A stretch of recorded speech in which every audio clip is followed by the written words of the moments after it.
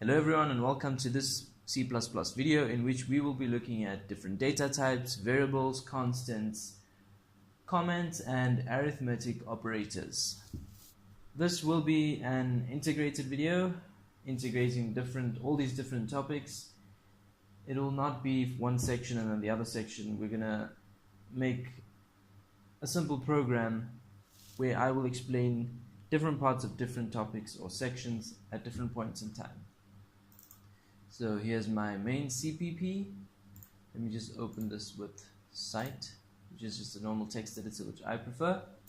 So our first line of our program, the preprocessor directive, a stream, then we have using namespace std, and our main function. Just add the return 0. So I don't have to do it later.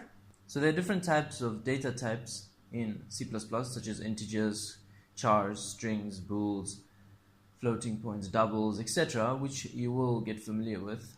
But to start, let me explain what a variable is. A variable is something that you can use to store data. So it will be stored in the memory of the computer, and you can use it over and over, and you can change the contents of the variable. It's just anything that can store data, a single piece of data. And you have different types of variables which store different data types. For example, let's create an integer variable. So we would say int num1. We can call our variable num1, and let's assign it with the value of 3. Then we can create another integer variable num2. Let's assign it to the variable 7. Now, in order to print out the sum of these two variables, you would say cout the sign and then num1 plus num2. So let's run this and see what happens.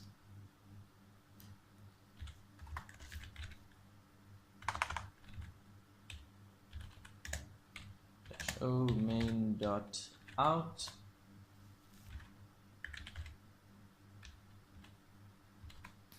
and there you have the sum printed out 10.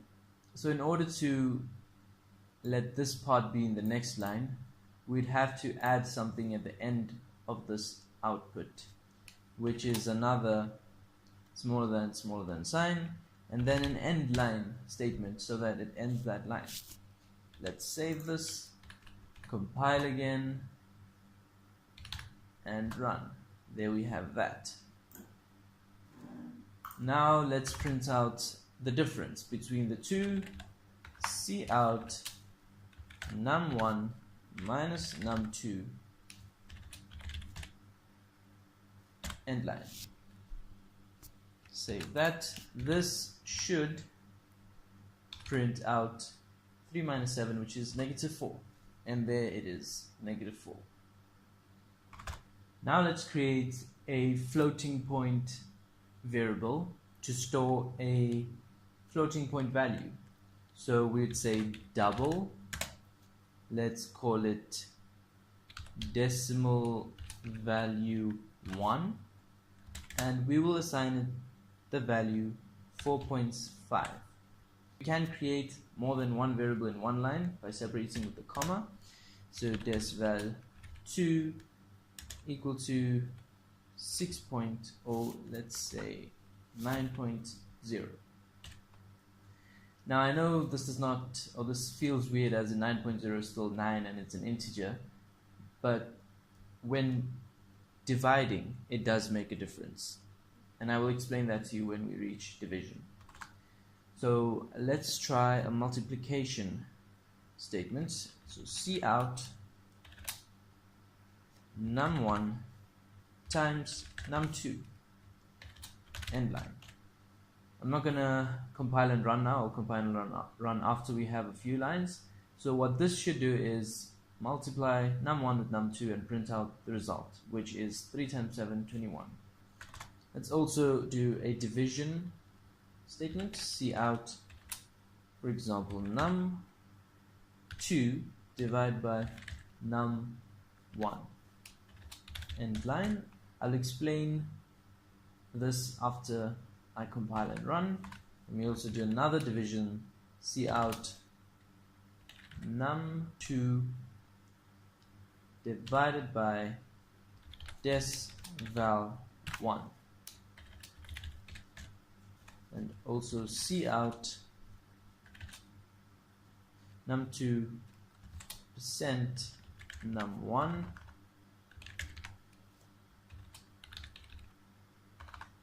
end line.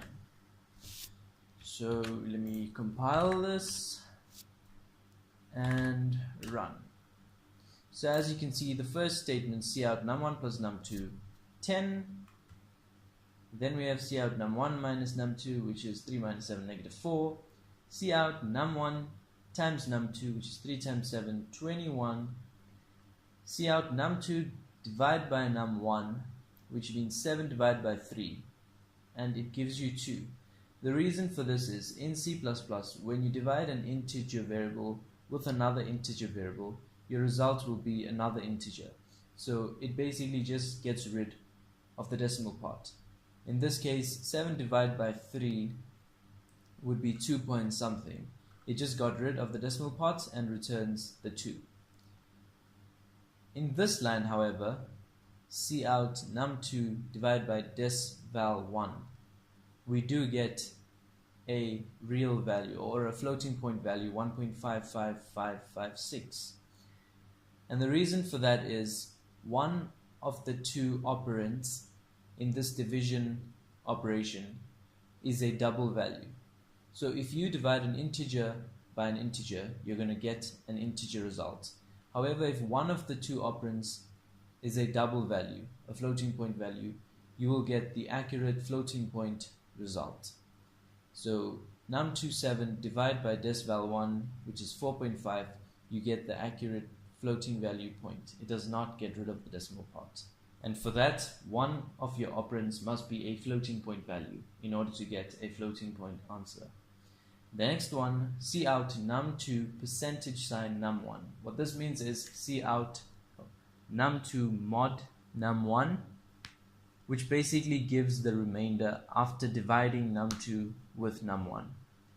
In this case, 2 mod 3. Sorry, in this case, 7 mod 3. So 7 divided by 3 is 2 with a remainder of 1, and the modulus function returns the remainder of a division operation. In this case, the answer is 1, and it returns 1. Please note that none of these operations actually change the value of num1, num2, or desval1, desval2. It just performs an operation and outputs the result. We can check that by couting all the values, or your variables values, num1 end line, cout num2 end line. Just going to use these two. The same will apply for those. Now we can test that. And there you still have num1 as 3 and num2 as 7. Now let's look at the char data type. So I'm going to get rid of this. And the char data type stores one character. So you create your variable. So the data type of the variable, char, and the name of the variable, let's call it letter. Let us create the variable and assign it in the next line. Letter is equal to, let us say, A. We were to print out letter, we would say cout letter end line.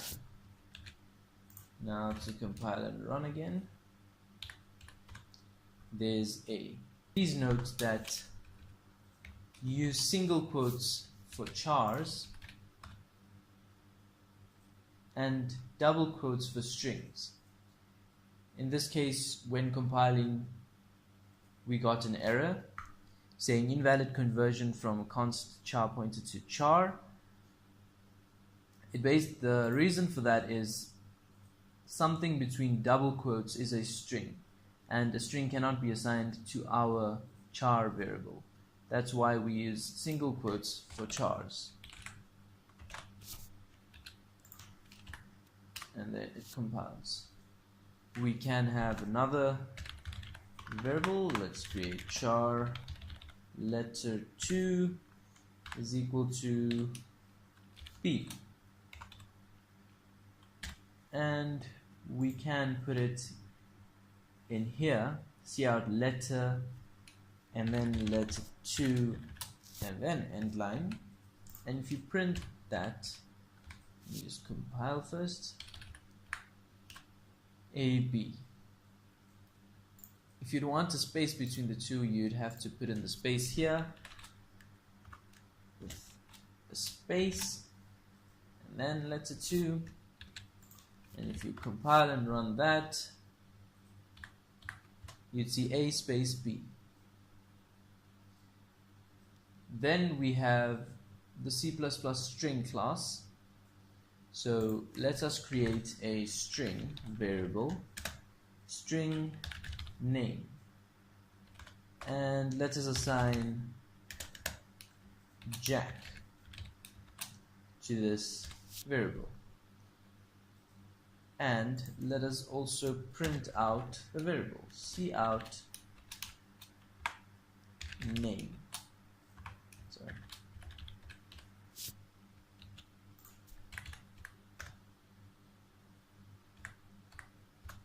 There we have Jack.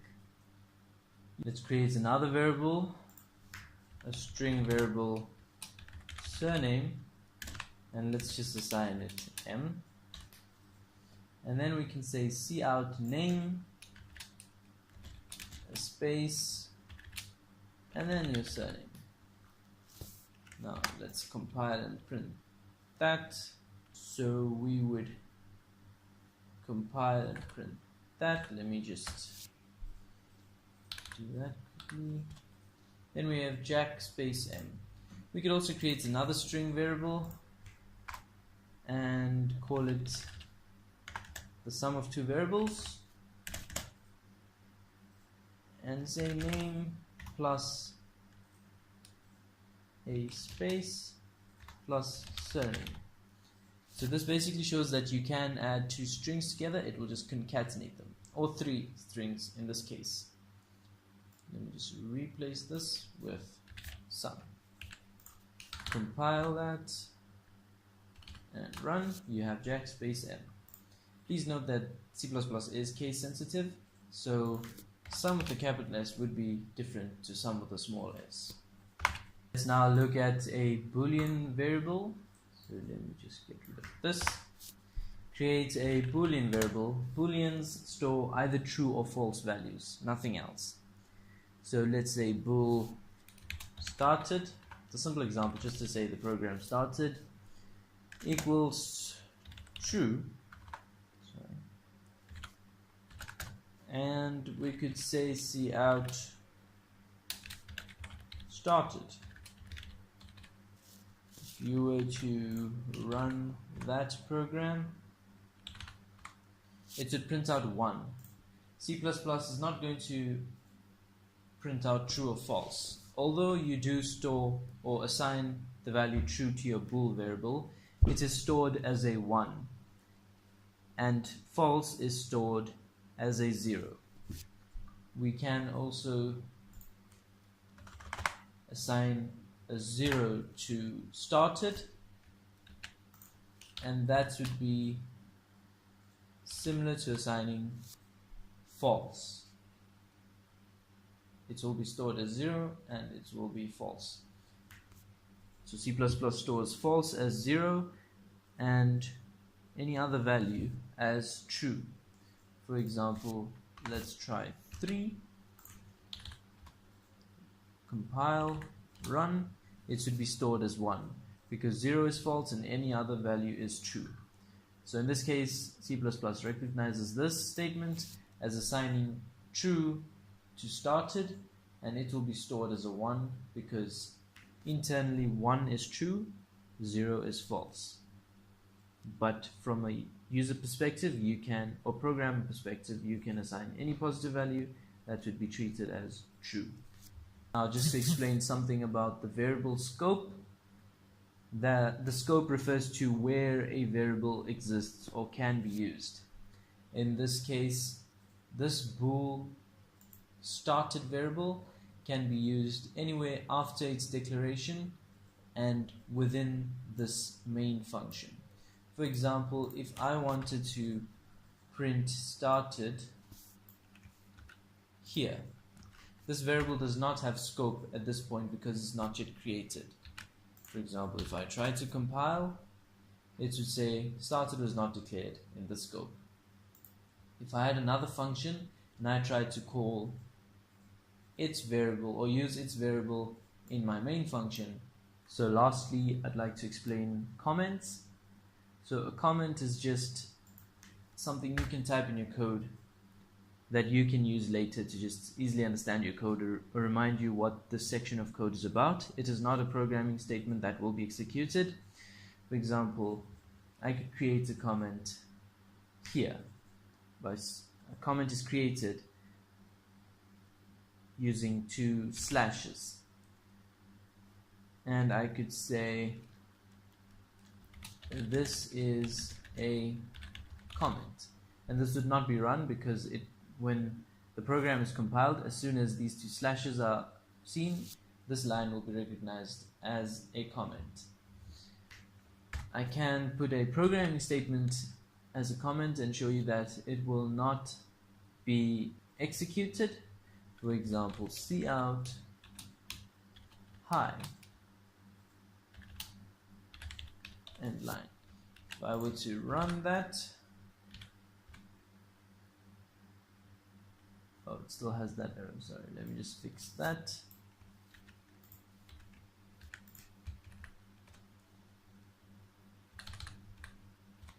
There we have, it only prints out 1, it does not print out hi. You can have multi-line comments, and the way to do that is not with slashes. It would be 1 slash asterisk to open the multi-line comment, and to close the multi-line comment, asterisk slash. Same result as the first time. Another type of variable we have is a constant. So a constant, it's something like a variable that stores data, but a constant is a type of variable that you cannot change the value of. For example, let's create const int num equal to 7. Const int num equal to 7 means a constant is created, a constant integer, num, and we assign it to 7. If we try and change the value of 7 to, for example, 9, we cannot do that, as it is a constant and not supposed to be changed. As you see your error, assignment of read-only variable num. Read-only variable is only something that you can use and not change. However, other variables such as int, let me say num2 equal to 6, you can't change to something else, for example 7, and then print out num2 end line.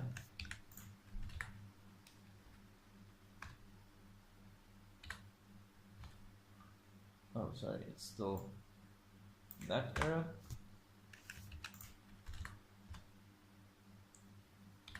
And if you run that, as you can see, num2 declared to 7 or to 6, initialized to 6, and then changed to 7. When you print it out, it's 7. Constants are quite useful. For example, if you were to have a value, for example, VAT, so you wanted to multiply every variable you have with VAT. Say you were creating a financial program, you wanted to multiply every variable you have with VAT. Instead of typing out the number each time, you could simply create a constant variable called VAT assign it to any value, and then instead of typing out the value each time, you just type in VAT. And if VAT did change, like happened in South Africa recently, instead of changing each value in every line, you would just change, for example, 0.14 to 0.15, and the effect would be noticed in all places where you used VAT, and you would not have to manually change each and every value. So that's the end of this video. Don't forget to like the video, to subscribe, to comment. And that's it. This is Geek Programmer signing out. Sayonara.